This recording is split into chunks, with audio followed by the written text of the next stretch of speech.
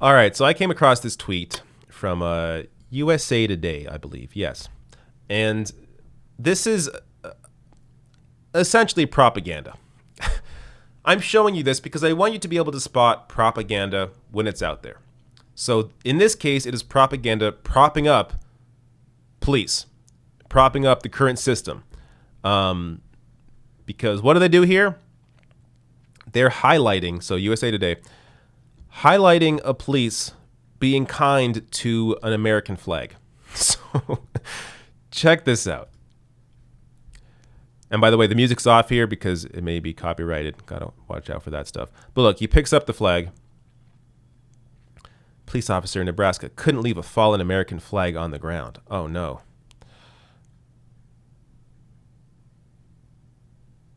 The holder was broken, so the officer rolled up the flag.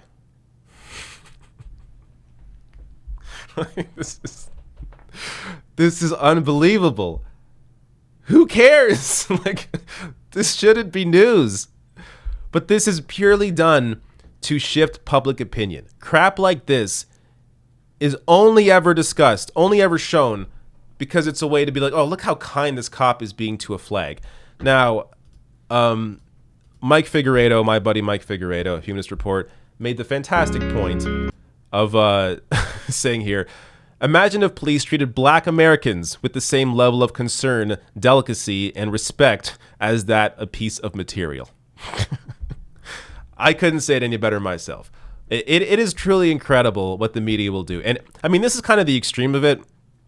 There's propaganda that is a little less, a little tougher to catch. But this is just straight up total propaganda in a world right now where we are, largely discussing how defund the police is the correct direction to go, seeing how much power the police have, looking at city budgets, how much money's put into the cops, while there's been cuts to healthcare, cuts to education, cuts to infrastructure. I mean, it is crazy the amount of money that's been poured into police forces, and most people didn't realize it. I mean, myself included. I knew there was, of course, an issue with criminal justice, but I didn't really realize to what level, in terms of money they were receiving compared to everything else. So defund the police is like the starting point.